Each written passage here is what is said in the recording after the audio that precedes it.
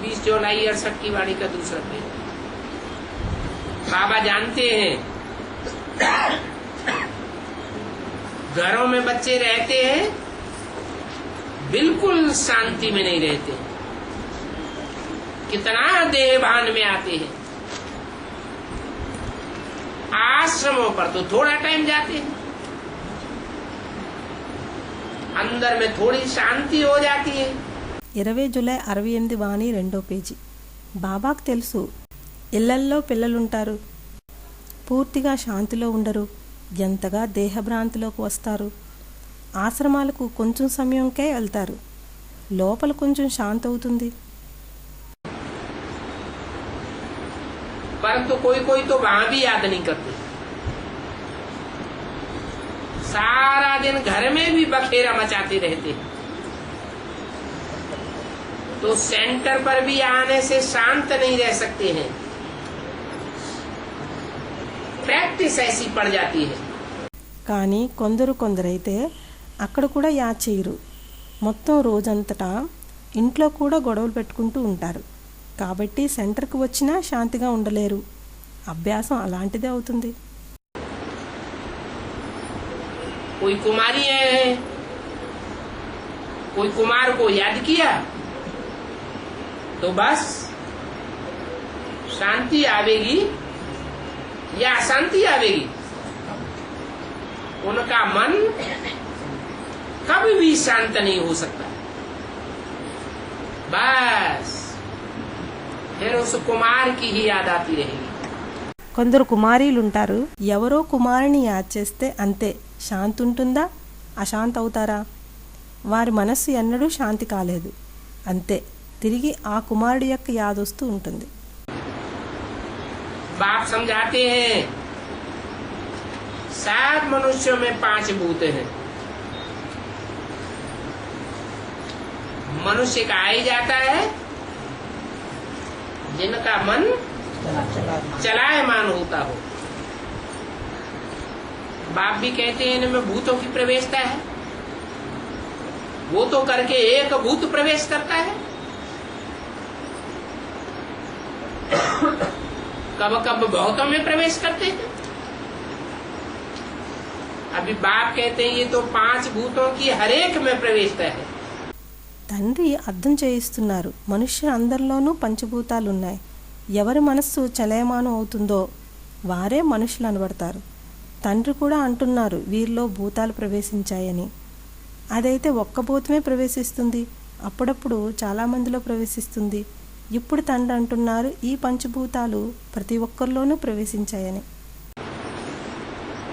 इन भूतों ने तुमको कंगाल बना दिया है, इनको भगाने के लिए पुकारते हैं कि हे भगवान आकर के हमको शांति दो।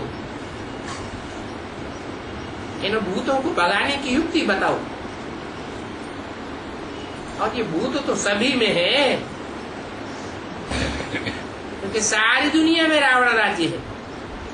ఈ భూతాలు మిమ్మల్ని చాలా పేదగా చేశాయి, వీటిని పారద్రోలటానికి పిలుస్తారు। ఓ భగవంతుడా, వచ్చి మాకు శాంతినివ్వండి। ఈ భూతాలను పారద్రోలేందుకు యుక్తిని చెప్పండి, మరియు ఈ భూతాలు అందరిలోనే ఉన్నాయి, ఎందుకనగా మొత్తం ప్రపంచంలో రావణ రాజ్యం ఉంది। सबसे कड़ा भूत है काम और क्रोध।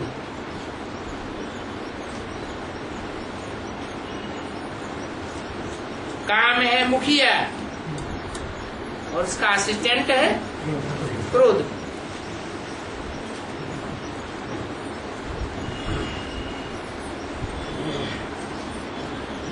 भूतों को भगाते हैं बाप, तो बाप भूतों को भगाते हैं तो भगाने के एवज में कुछ तो मिलना चाहिए।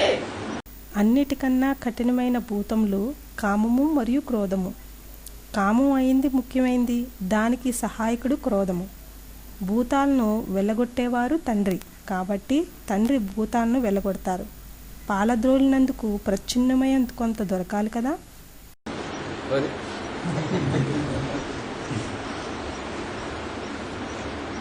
वो भूतों को भगाते हैं, उनको कुछ मिलता थोड़ा ही है, कुछ भी नहीं। ये तो बच्चे जानते हैं, बाप आते हैं सारे विश्व से भूतों को भगाने के लिए। అరే ఆయన భూతాన్ని వెలగొడతారు, ఆయనకు ఏమైనా లభిస్తుందా ఏమిటి? ఏమీ లభించదు. ఇదైతే పిల్లలకు తెలుసు. తండ్రి వస్తారు మొత్తం విశ్వంలో నుండి భూతాలను వెలగొట్టడానికి. अभी सारी विश्व में सभी में भूतों ही भूतों की प्रवेशता है। देवताओं में तो कोई भी भूत नहीं होता, न देह अभिमान का भूत होता है, न काम का होता है, न क्रोध लोभ मोह, कुछ भी नहीं। ఇప్పుడు మొత్తం విశ్వంలో అందరిలో భూతాలు ప్రవేశించున్నాయి. దేవతల్లో ఏ భూతాలు ఉండవు. దేహాభిమానం యొక్క భూతం ఉండదు, కామం భూతం ఉండదు, క్రోధం లోభం మోహం ఏవి ఉండవు. ये लोभ का भूत भी कोई कम नहीं है। ये अंडा खाऊं, वह खाऊं, यह करूं, बहुतों में भूत रहता है। अपने दिल में समझते हैं बरोबर हमारे में काम का भूत है, क्रोध का भूत है। ఈ లోభం యొక్క భూతం కూడా తక్కువేమీ కాదు. ఈ గుడ్డు తింటాను, అది తింటాను, ఇది చేస్తాను అని చాలా మందిలో భూతం ఉంటుంది. మీ హృదయంలో అనుకుంటారు ఖచ్చితంగా నాలో కామం యొక్క భూతం ఉన్నది, క్రోధం యొక్క భూతం ఉన్నది అని. तो इन भूतों को भगाने के लिए बाप कितना माथा मारते हैं। देह अभिमान में आने से फिर दिल में होती है कि बाकी पहनूं, ऐसे ऐसे करूं, फिर ऐसे वैसे करने से की कमाई सारी चट हो जाती है। क्रोध वालों का भी ये हाल होता है। అయితే ఈ భూతాలను పరిగెట్టించడానికి తండ్రి ఎంతగా తలబద్దలు కొట్టుకుంటున్నారు. దేహాభిమానంలోకి రావడం వలన మనసు అవుతుంది కౌగిలించుకోవాలని, అలా ఇలా చెయ్యాలని. మరలా అలా ఇలా చేయటం వలన సంపాదించిన సంపద మొత్తం ఖాళీ అయిపోతుంది. క్రోధం ఉన్నవారికి కూడా ఇదే పరిస్థితి అవుతుంది. कोई तो क्रोध में आकर के बाप को भी मार देते। देखो बच्चे बाप को मार देते, क्रोध में आकर के स्त्री पति को भी मार देती है। जेल में जाकर के तुम देखो कैसे कैसे जेल में रहे पड़े हैं। కొందరైతే క్రోధంలోకి వచ్చి తండ్రిని కూడా చంపేస్తారు. చూడండి, పిల్లలు తండ్రిని చంపేస్తారు. క్రోధంలోకి వచ్చి భార్య భర్తను కూడా చంపేస్తుంది. జైలుకి వెళ్ళి మీరు చూడండి ఎలాంటి వారు జైల్లో పడున్నారు. इन भूतों की प्रवेशता के कारण भारत का क्या हाल हो गया। भारत को जो बड़ा मटका था, सोना हीरो आदि से भरा हुआ था, वो अभी खाली हो गया। ఈ భూతాల ప్రవేశత కారణంగా భారత్ది ఎలాంటి పరిస్థితి అయింది. భారత్ యొక్క ఏదైతే పెద్ద కుండ ఉండేదో, బంగారం వజ్రాలతో నిండి ఉండేదో, అది ఇప్పుడు ఖాళీ అయిపోయింది. कौन सा मटका? बुद्धि को ही मटका कहा जाता है। क्रोध के कारण कहते हैं ना, पानी का मटका भी सूख जाता है। तो ये भारत का भी ऐसा हाल हुआ है, ये भी कोई जानते नहीं है। ఎటువంటి కుండ? బుద్ధినే కుండ అని అంటారు. క్రోధం కారణంగా అంటారు కదా, నీళ్ల కుండ కూడా ఎండిపోతుందని. అయితే ఈ భారత్కు కూడా ఇలాంటి పరిస్థితే అయ్యింది. ఇది కూడా ఎవరికీ తెలియదు. अभी बाप आते हैं भूतों को भगाने के लिए। इन भूतों को और कोई भी मनुष्य मात्र नहीं भगा सकता।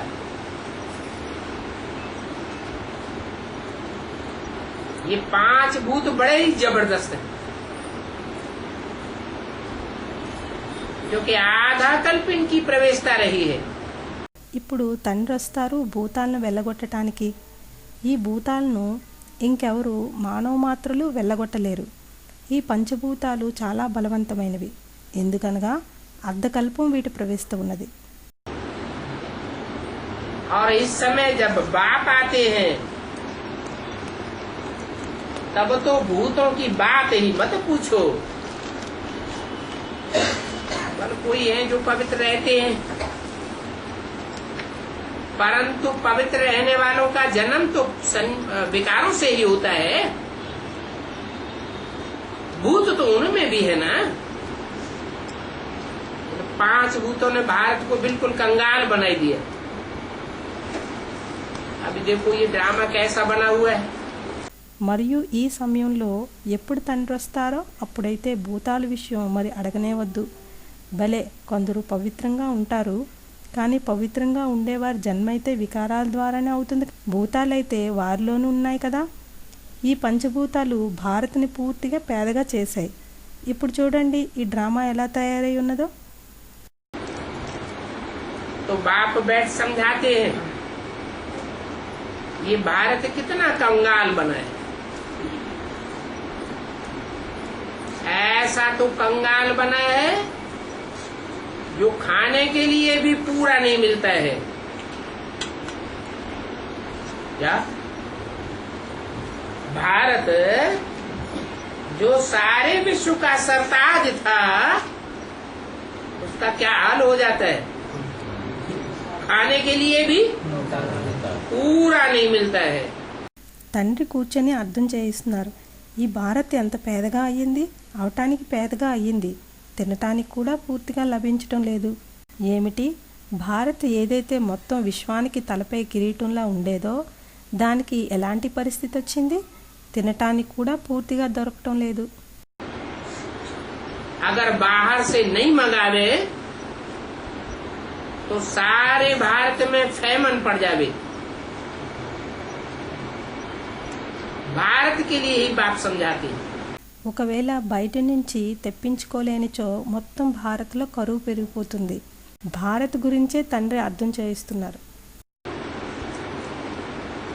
अभी तुम बच्चों को इस पढ़ाई से कितना धन देते हैं। ये पढ़ाई अविनाशी पढ़ाई है। क्यों? वो पढ़ाई विनाशी क्यों और ये अविनाशी क्यों? वो पढ़ाई है जिस्मानी पढ़ाई। जिस्म विनाशी तो पढ़ाई भी विनाशी। और ये पढ़ाई है रूहानी पढ़ाई, रूह की पढ़ाई। ఇప్పుడు పిల్లలైన మీకు ఈ చదువుతో ఎంత ధనం ఇస్తున్నారు. ఈ చదువు అవినాశి చదువు. ఎందుకు? ఆ చదువు వినాశి ఎందుకు? మరియు ఇది అవినాశి ఎందుకు? ఆ చదువు శారీరకమైన చదువు. శరీరం వినాశనమైతే చదువు కూడా వినాశనం అవుతుంది. మరి ఈ చదువు ఆత్మిక చదువు, ఆత్మ యొక్క చదువు. रूह विनाशी है क्या? रूह तो अविनाशी है, तो पढ़ाई भी अविनाशी है और पढ़ाने वाला भी अविनाशी बाप है। ఆత్మ వినాశియా ఏమిటి? ఆత్మ అయితే అవినాశి, కాబట్టి చదువు కూడా అవినాశియే, మరియు చదివించేవారు కూడా అవినాశి తండ్రి. उस बाप का तो विनाश हो जाता है। इस बाप का तो विनाश होता ही नहीं है। तो समझ सकते हो कि अविनाशी पढ़ाई अविनाशी बाप ही पढ़ाते हैं। इन भूतों ने भारत का क्या हाल कर दिया। ये भी ड्रामा में नूद है। ఆ తండ్రికి అయితే వినాశనం అవుతుంది, ఈ తండ్రికి వినాశనం అవ్వనే అవ్వదు. అయితే అర్థం చేసుకోగలరు. అవినాశి చదువు అవినాశి తండ్రి చదివిస్తారు. ఈ భూతాలు భారత్కు ఏ పరిస్థితిని తెచ్చే, ఇది కూడా డ్రామాలో ఇమిడి ఉన్నది. भक्ति मार्ग में मनुष्यों की कितनी दुर्गति होती है। एकदम सत्यानाश हो गई। भक्ति की कितनी सामग्री है और फिर भक्ति का अहंकार भी कितना रहता है। భక్తి మార్గంలో మనుష్యులకు ఎంత దుర్గతి అవుతుంది. ఒక్కసారిగా సత్యానాశనమైపోతారు. భక్తికి ఎంత సామగ్రి ఉంది, మరియు తిరిగి భక్తి యొక్క అహంకారం కూడా ఎంత ఉంటుంది. शंकराचार्य बल कितना भी संस्कृत जानता है, कितने भी शास्त्र पढ़े हुए हैं, परंतु भक्त तो है ना, शिव का पुजारी है। और ये पुजारी तो భరతనాట్యపేని है। శంకరాచార్యులు భలే ఎంత సంస్కృతి తెలిసినా ఎన్ని శాస్త్రాలు చదివినా కానీ భక్తుడే కదా, శివుని పూజారి అయ్యారు. మరియు ఈ పూజారి అయితే పైసాకి కూడా విలువలేనివారు. बाबा छोटेपन से ही गीता पढ़ते थे और नारायण की पूजा करते थे, परंतु थे बिल्कुल ही భరతనాట్యపేని। బాబా చిన్నతనం నుండి గీతను చదువుతూ ఉండేవారు, నారాయణుడికి పూజ చేస్తూ ఉండేవారు. కానీ ఇది పూర్తిగా పైసా విలువలేంది. गीता पढ़ते हुए भी, नारायण की पूजा करते हुए भी बिल्कुल काले लंगूर थे।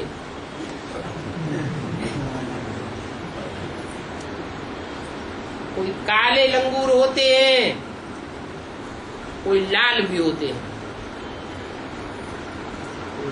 समझ कुछ भी नहीं है। अभी तुम्हारे में तो समझ आ गई, मैं आत्मा हूँ, ये हमारा बाप है। గీత చదువుతూ కూడా నారాయణుడికి పూజ చేస్తూ కూడా పూర్తిగా నల్ల కోతిలా ఉండేవారు. కొన్ని నల్ల కోతులు ఉంటాయి, కొన్ని ఎర్ర కోతులు కూడా ఉంటాయి. తెలివి ఏమాత్రం ఉండదు. ఇప్పుడు మీలో ఈ తెలివి వచ్చింది, నేను ఆత్మను, ఈయన మా తండ్రి అని.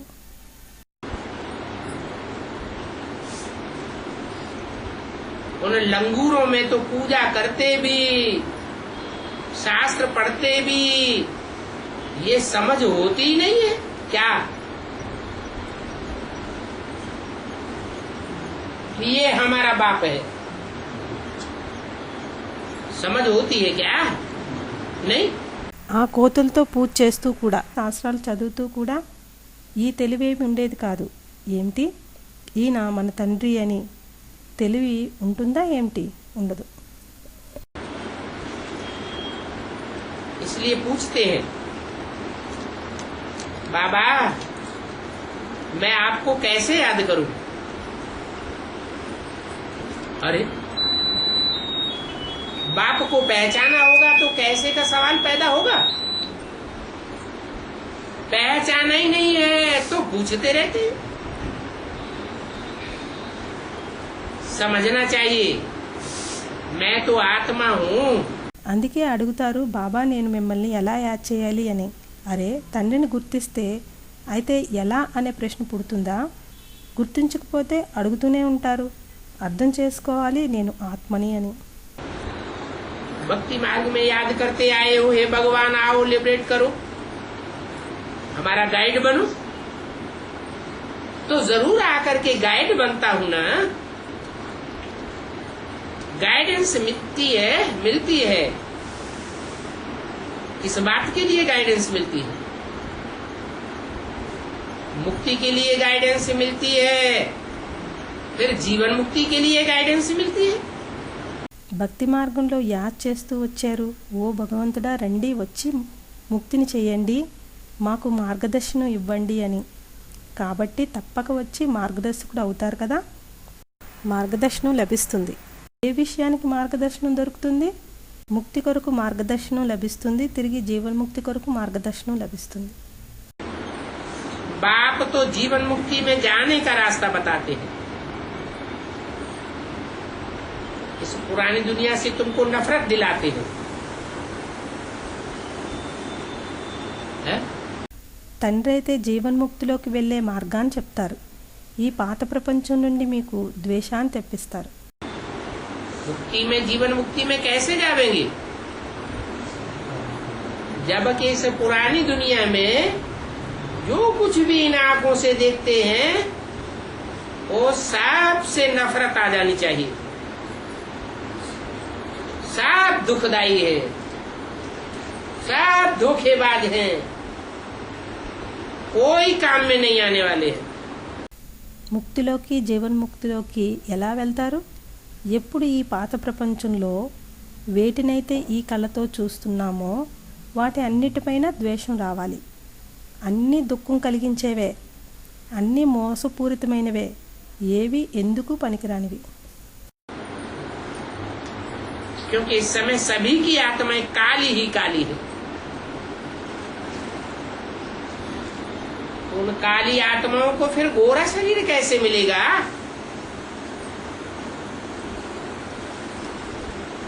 बल करके कोई की चमड़ी सफेद होती है, परंतु आत्मा तो सबकी काली है ना. ఎందుకనగా ఈ సమయంలో అన్ని ఆత్మలు నల్ల నల్లగా ఉన్నాయి. ఆ నల్లని ఆత్మలకు తిరిగి తెల్లని శరీరం ఎలా దొరుకుతుంది? భలే, కొందరికి చర్మం తెల్లగా ఉండొచ్చు, కానీ ఆత్మ అయితే అందరిది నలిపే కదా. जो कोई भी खूबसूरत सफेद चमड़ी वाले हैं,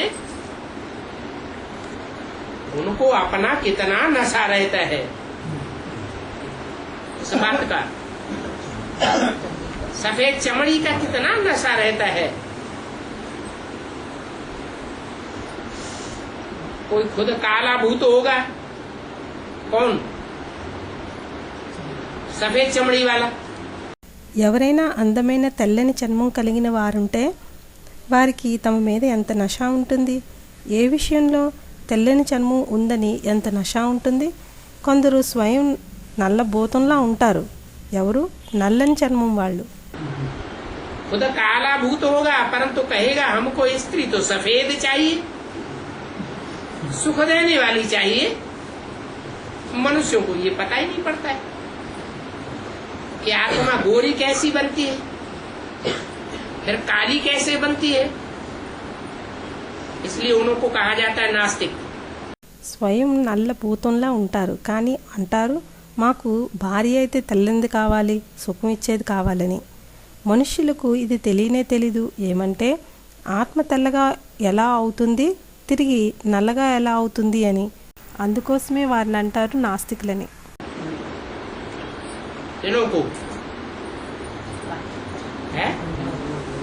जिनको ये पता ही नहीं है कि आत्मा गोरी और काली कैसे बनती है. गोरी कैसे बनती है? ये एवर गोरा है, उसके संग के रंग में आने से गोरी बनती है, और कालों को याद करने से काली बनती है. ఎవరికి ఇది తెలియనే తెలీదో ఆత్మ తెల్లగా నల్లగా ఎలా అవుతుందో అని. తెల్లగా ఎలా అవుతుంది? ఎవరు సదా తెల్లగా ఉంటారో వారి సాంగత్యపు రంగులో రావటం వలన తెల్లగా అవుతుంది, మరియు నల్లవారిని యాడ్ చేయటం వలన నల్లగా అవుతుంది.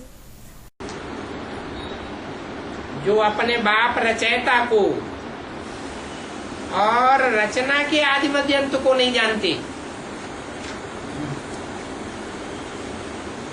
वो ही नास्तिक है.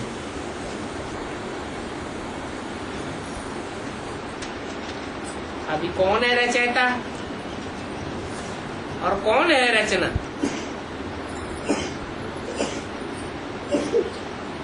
रचयिता है बाप और रचना है अव्वल नंबर का बच्चा. ఎవరికి తమ తండ్రి రచయిత యొక్క మరియు రచన యొక్క ఆది మధ్య అంత్యాల గురించి తెలియదో వారే నాస్తికులు. ఇప్పుడు ఎవరు రచయిత మరియు ఎవరు రచన? రచయిత తండ్రి మరియు రచన మొదటి నంబరు పిల్లవాడు. सृष्टि रूपी वृक्ष का पहला पत्ता कृष्ण ही तो है. वो है पहली रचना, अव्वल नंबर रचना, और उसका बीज बाप है रचयिता. ఎవరు? ఈ సృష్టి రూపీ వృక్షం యొక్క మొదటి ఆకు కృష్ణుడే అవుతారు. అతనే మొట్టమొదటి రచన, మొదటి శ్రేష్టమైన రచన, మరియు అతడి బీజము తండ్రి రచయిత. उस रचयिता बाप और रचना को जो जानते हैं, क्या जानना है?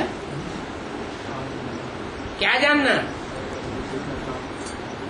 कि रचयिता बाप कौन है 500 करोड़ की सृष्टि के बीच. व्यक्त शरीर वाले तो 500 करोड़ शरीर हैं.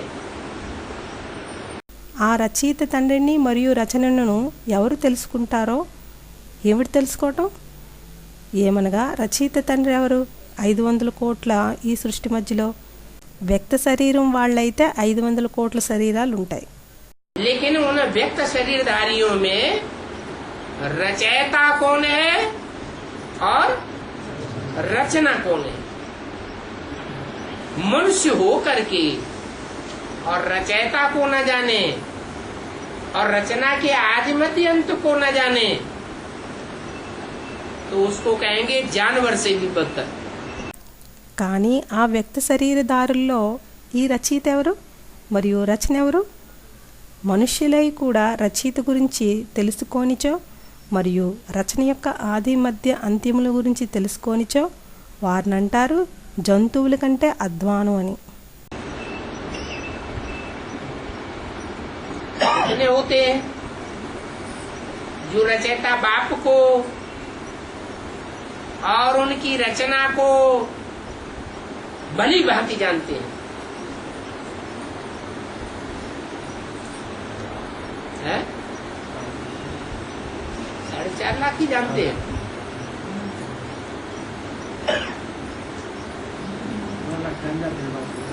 है? हाँ हाँ, बाद में या पहले जानने वाले कितने हैं? 9 लाख हैं. बाकी सब जानवर से भी बदतर आत्माएं हैं जो कम जन्म लेने वाली हैं. ఎందరుంటారు రచయిత తండ్రి మరియు ఆయన రచన గురించి బాగా తెలిసిన వారు? 4.5 లక్షలే తెలుసుకుంటారా? ఎవరో ఏదో అన్నారు. అవునవును, చివర్లో లేక మొదట తెలుసుకున్న వారెందరూ? 9 లక్షలు. మిగిలిన వారంతా జంతువుల కన్నా అధ్వానమైన ఆత్మలు. ఎవరు తక్కువ జన్మలు తీసుకున్నవారో? तो बाप कितना अच्छी रीति तुम बच्चों को बैठ समझाते हैं. हर एक अपने दिल से पूछे कि हमारे अंदर कहाँ तक सच्चाई और सफाई है. ऐसे तो नहीं कि अंदर से एक और बाहर से दूसरा दिखाई देता हो. అయితే తండ్రి ఎంత బాగా పిల్లలైన మీకు కూర్చొని అర్థం చేయిస్తున్నారు. ప్రతి ఒక్కరూ తమ హృదయాన్ని ప్రశ్నించుకోవాలి, మాలో ఎంతవరకు సత్యత స్పష్టత ఉన్నది అని. ఇలా అయితే కాదు కదా, లోపలొకటి మరియు బయటికి ఇంకోట్లా కనిపించేలా. कहाँ तक हम अपन को आत्मा समझ मोस्ट बिलीवर्ड बाप को याद करता हूँ. इस याद के बल से ही रावण पर विजय पानी है. ఎంతవరకు నన్ను నేను ఆత్మ అనుకుంటూ అతి ప్రియాతి ప్రియమైన తండ్రిని యాద్ చేస్తున్నాను? ఈ యాది యొక్క బలం వల్లనే రావణపై విజయాన్ని పొందాలి. इसे विजय पाने में कोई शरीर का बलवानपना नहीं दिखाना है कि पहलवान हो तो विजय पावेगा. नहीं, शरीर बल कैसा भी हो, लेकिन आत्मा को सूक्ष्म बनाने की बात है, आत्मा को बलवान बनाने की बात है. ఈ విజయం పొందటంలో ఎటువంటి శారీరక బలాన్ని చూపవద్దు. బలశాలి అయితే విజయం పొందుతారని కాదు, శారీరక బలం ఎలా ఉన్నా కానీ ఆత్మను సూక్ష్మంగా చేసుకునే విషయం, ఆత్మను బలం కలిగిన దానిగా చేసుకునే విషయం. इस समय दुनिया में सभी से बलवान अमेरिका गिना जाता है.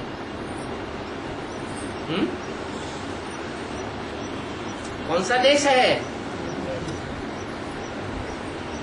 जो दुनिया में सबसे जास्ती बलवान माना जाता है? अमेरिका. ఈ సమయంలో ప్రపంచంలో అమెరికాను బలవంతమైనదిగా లెక్క పెట్టబడుతుంది. ఏ దేశం ప్రపంచంలో అన్నిటికన్నా ఎక్కువ బలం కలిగిందని అంటారు? అమెరికా. अमेरिका की परिभाषा क्या बताइए?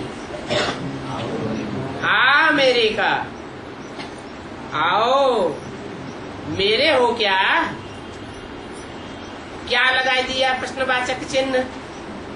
इसका मतलब मेरे नहीं हो, किसके हो? माया के हो. तो मायावी देश है।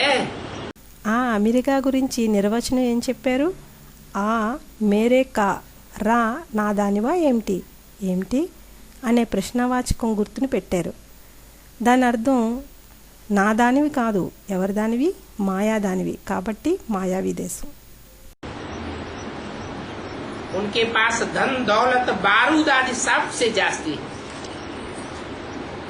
ये है देह अभिमान का नशा। उसको कहेंगे जिस्मानी बल, रूहानी बल नहीं कहेंगे।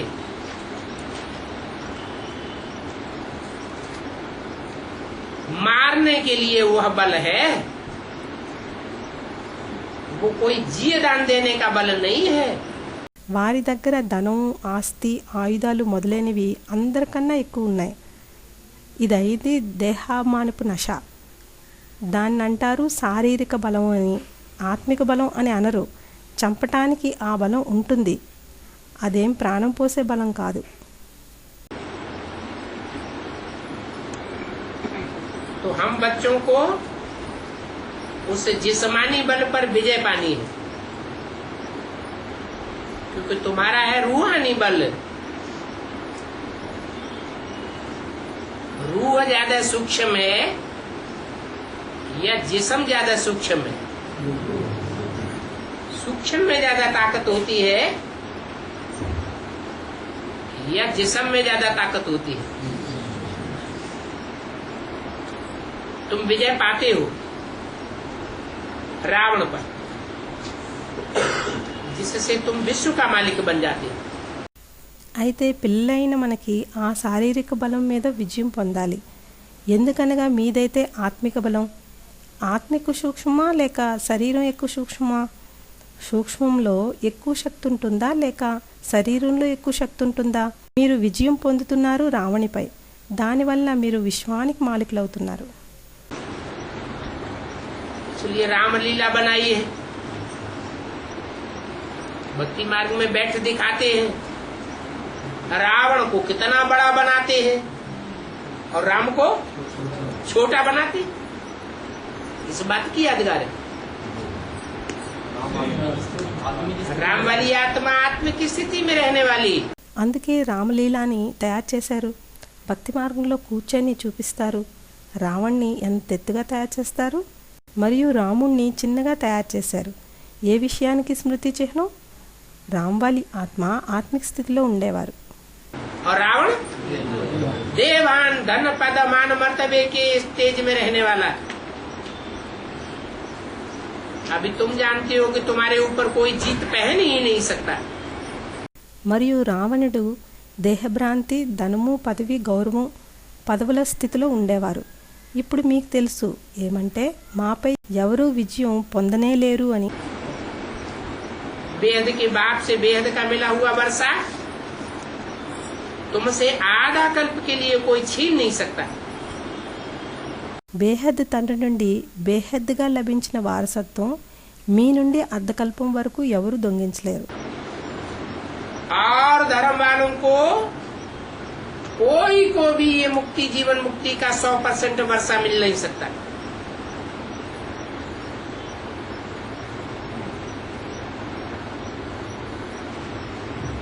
तुम क्या बनते हो? थोड़ा विचार करो, क्या बनते हो? नर से नारायण जैसे बनते हो। ఇతర ధర్మాల వారికి ఎవరికి ఈ ముక్తి, జీవన్ముక్తి యొక్క 100% వారసత్వం దొరకనే దొరకదు. మీరు ఎలా తయారవుతున్నారు? కొంచెం ఆలోచించండి. ఎలా తయారవుతున్నారు? నరుని నుండి నారాయణలాగా తయారవుతున్నారు. तो बाप को बहुत प्यार से याद करना है और स्वदर्शन चक्रधारी बनना है। दुनिया में ये कोई नहीं जानते कि विष्णु को सुदर्शन चक्र क्यों दिया है। అయితే తండ్రిని చాలా ప్రేమగా యాద్ చేయాలి మరియు స్వదర్శన చక్రధారులుగా అవ్వాలి. ప్రపంచంలో ఇది ఎవరికీ తెలియదు విష్ణుకి స్వదర్శన చక్రం ఎందుకు ఇస్తారు అని. वो भक्त तो समझते हैं कि सुदर्शन चक्र से सभी का सिर कटता है। चक्र फिरता जाता है और सिर कटते जाते हैं। का मतलब क्या हुआ? मनन चिंतन मंथन की बात है। ఆ భక్తులైతే అర్థం చేసుకుంటారు సుదర్శన చక్రంతో అందరి తలలు ఖండిస్తారని. చక్రం తిప్పుతూ ఉంటే తలలు తెగుతూ ఉంటాయి. దీని అర్థం ఏమిటైంది? మనం చింతన మంతన చేసే విషయం. अपने 84 जन्मों के चक्र को समझते जाते हैं और जो आसुरी आत्माएं हैं उनको भी अपने ज्ञान दर्पण से साक्षात्कार कराए देते हैं कि तुम क्या हो, तुम्हारा पार्ट क्या है और हमारा पार्ट क्या है.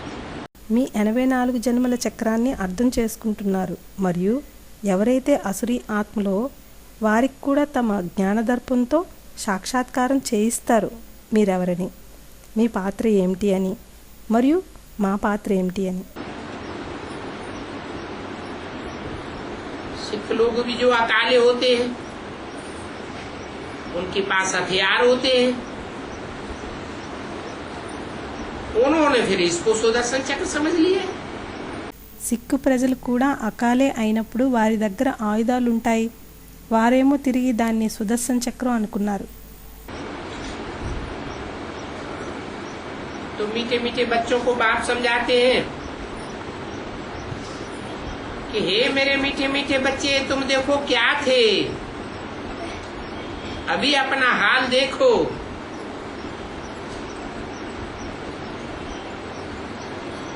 पहले सुदर्शन चक्रधारी थे, अभी बुद्धि डल हो गई है. అయితే తీయని పిల్లలకు తండ్రి నచ్చ చెప్తున్నారేమనగా, ఓ నా తీయని పిల్లలు, మీరు చూడండి ఎలా ఉండేవారు, ఇప్పుడు మీ స్థితిని చూసారా? మొదట సుదర్శన చక్రధారులుగా ఉండేవారు, ఇప్పుడు బుద్ధి డల్ అయిపోయింది. बल कितनी भी भक्ति आदि करते हैं, परंतु वो भक्ति करने से भूत निकलते ही नहीं और ही बढ़ते जाते हैं. अंतर्मुख होकर के देखो, हमारे में कोई भूत तो काम नहीं करता है. భలే ఎంత భక్తి చేసినప్పటికీ ఆ భక్తి చేయటం వలన ఆ భూతాలు వెళ్ళనే వెళ్ళిపోవు, ఇక వృద్ధి అవుతూ ఉంటాయి. అంతర్ముఖులై చూడండి, నాలో ఏ భూతము పనిచేయటం లేదు కదా అని. कोई से दिल लगाई, उनकी बाखी पहनी, समझो देह भान में आया और चट खाते में गया.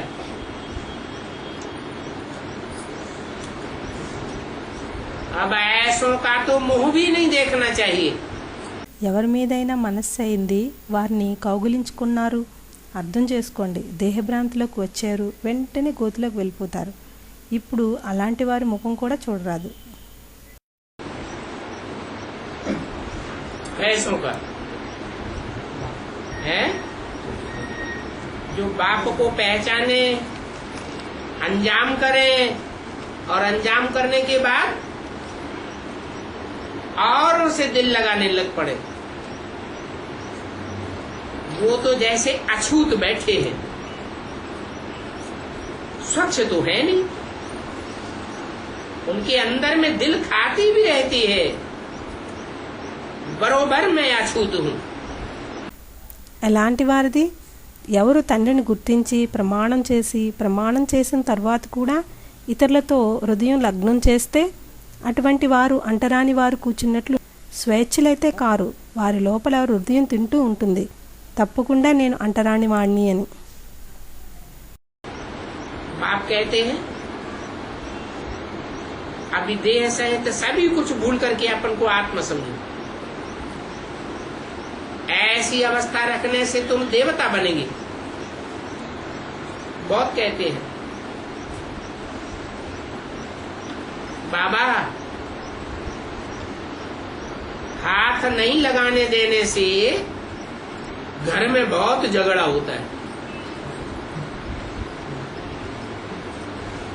बाबा को शिकायत करते हैं। తండ్రి అంటున్నారు ఇప్పుడు దేహ సహితంగా అన్నీ మర్చిపోయి మిమ్మల్ని మీరు ఆత్మ అనుకోండి అని. అలాంటి స్థితి ఉండటం వల్ల మీరు దేవతలు అవుతారు.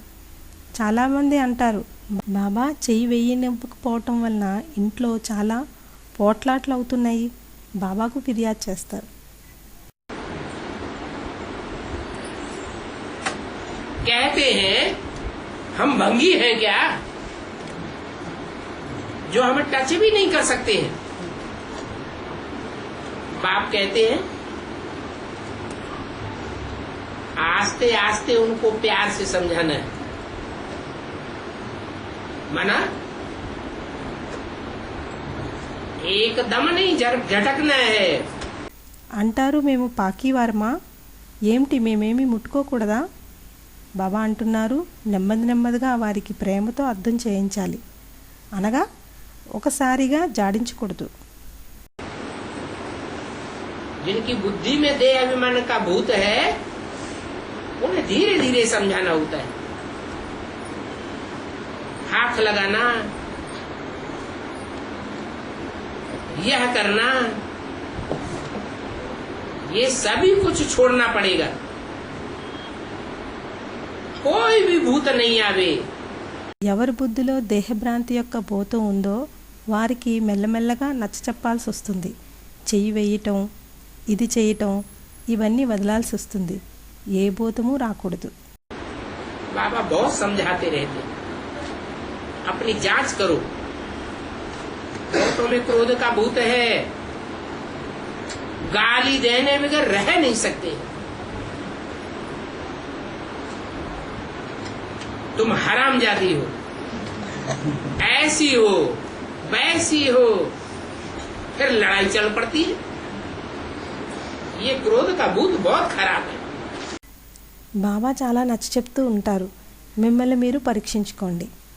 చాలామందిలో క్రోధం యొక్క భూతం ఉంది, నిందించకుండా ఉండలేరు. నీవు అక్రమ సంతానానివి, అలాగుంటావు ఇలా ఉంటావు అంటే తిరిగి వెంటనే యుద్ధం మొదలవుతుంది. ఈ క్రోధం యొక్క భూతం చాలా చెడ్డది. इन भूतों को भगाए, एकदम क्लियर होना है, शरीर भी याद न आए, तब तुम ऊंच पद पा सकते हैं। ఈ భూతాలను వెళ్ళగొట్టి పూర్తిగా క్లియర్గా ఉండాలి. శరీరం కూడా యాద రాకూడదు, అప్పుడే మీరు ఉన్నత పదవిని పొందగలరు. इसलिए ऐसा पुरुषार्थ करने वाले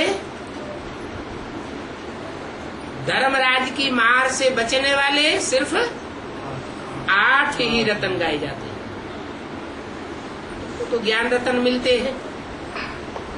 ऐसा रतन बनने के लिए కనుక అలాంటి పురుషార్థం చేసేవారు ధర్మరాజు దెబ్బల నుండి తప్పించుకునేవారు కేవలం 8 రత్నాలకే గాయన ఉన్నది. మీకు జ్ఞానరత్నాలు లభిస్తున్నాయి అలాంటి రత్నాలుగా అవడానికి.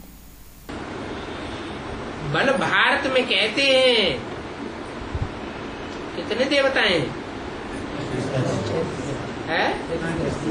33 करोड़ देवताओं का गायन है, परंतु उन 33 करोड़ में भी 8 ही पास विदानर होंगे, उनको ही प्राइज मिलेगी। जैसे स्कूल कॉलेज में स्कॉलरशिप मिलती है ना। భలే భారత్లో అంటారు ఎందరు దేవతలున్నారు, 33 కోట్ల దేవతలకు గాయన ఉన్నది. కానీ ఆ 33 కోట్ల మందిలో కూడా 8 మందే గౌరవంతో పాస్ అయిన వారు, వారికే బహుమతి దొరుకుతుంది. ఏ విధంగా స్కూల్లో కాలేజీల్లో పాండిత్యం దొరుకుతుంది కదా.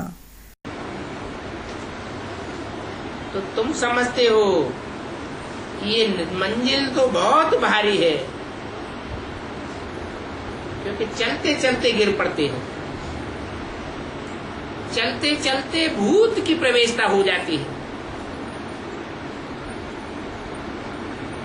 अभी तुम जानते हो वहां नई दुनिया में तो ये विकार होते ही नहीं। మీరు అర్థం చేసుకుంటున్నారు, ఈ గమ్యం అయితే చాలా గొప్పది. ఎందుకనగా నడుస్తూ నడుస్తూ పడిపోతారు, నడుస్తూ నడుస్తూ భూతాల ప్రవేశం జరుగుతుంది. ఇప్పుడు మీకు తెలుసు అక్కడ కొత్త ప్రపంచంలో అయితే ఈ వికారాలే ఉండవు. तो तुम बच्चों की बुद्धि में सारा ड्रामा फिरना चाहिए। जानते हो 5-4 वर्ष में कितने मास, कितने दिन, कितने घंटे, मिनट, सेकंड होते होंगे? वो हिसाब निकाले तो निकाले। అయితే మీ పిల్లల బుద్ధిలో మొత్తం డ్రామా తిరుగుతూ ఉండాలి. మీకు తెలుసు 5000 సంవత్సరాల్లో ఇన్ని నెలలు, ఇన్ని రోజులు, ఇన్ని గంటలు, ఇన్ని నిమిషాలు, సెకండ్లు ఉంటాయని. ఎవరైనా లెక్క తీస్తే తీయండి.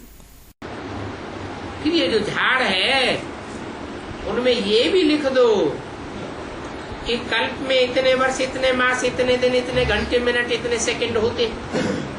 मनुष्य कहेंगे ये तो बिल्कुल एक्यूरेट बताते हैं, 84 जन्मों का हिसाब बताते हैं। इसकी नूद कहाँ होती है? संगम युग पर इसकी शूटिंग हो जाती है। तो कल्प की आयु क्यों नहीं बतावेंगे? ఏదైతే ఈ వృక్షం ఉన్నదో దానిలో ఇది కూడా రాయండి. ఏమంటే ఇన్ని సంవత్సరాలు, ఇన్ని నెలలు, ఇన్ని రోజులు, ఇన్ని గంటలు, ఇన్ని నిమిషాలు, ఇన్ని సెకండ్లు ఉంటాయని. మనుష్యులంటారు వీళ్ళు పూర్తిగా ఖచ్చితంగా చెప్తున్నారని.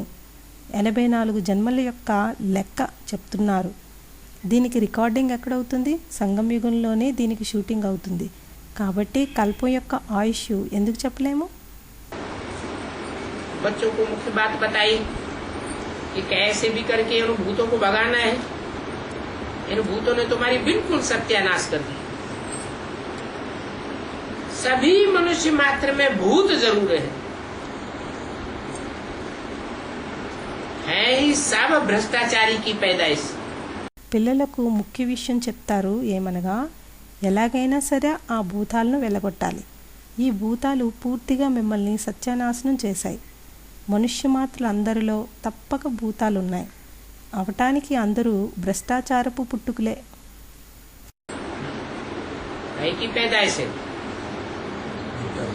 भ्रष्ट आचरण करने वालों की पैदाइश है, भ्रष्ट इंद्रियों की पैदाइश है।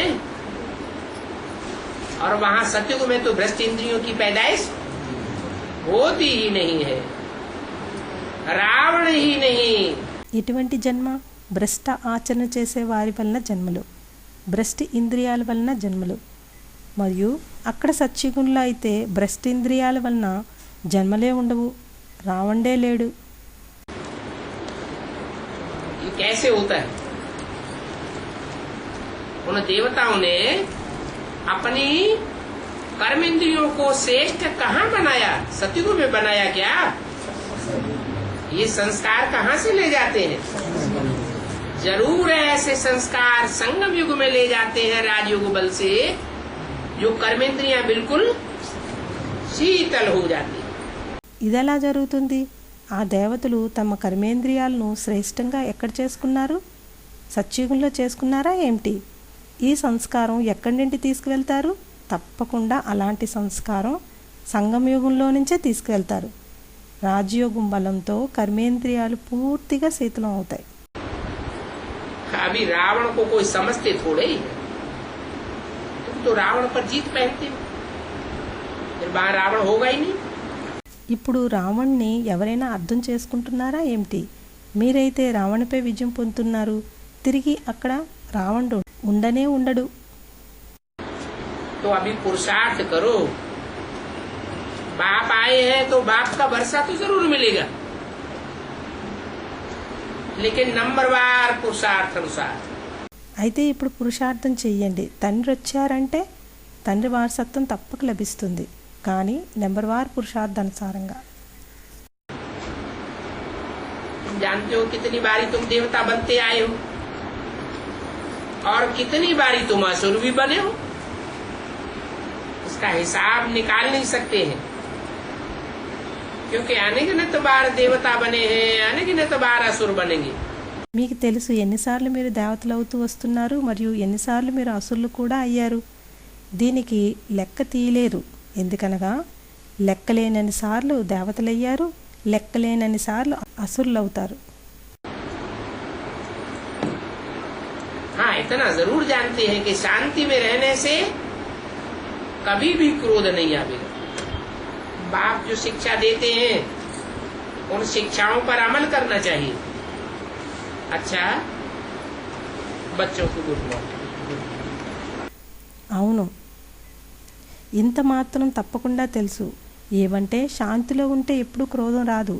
తండ్రి ఏ శిక్షణ ఇస్తున్నారో ఆ శిక్షణను ఆచరణలో పెట్టాలి. మంచిది.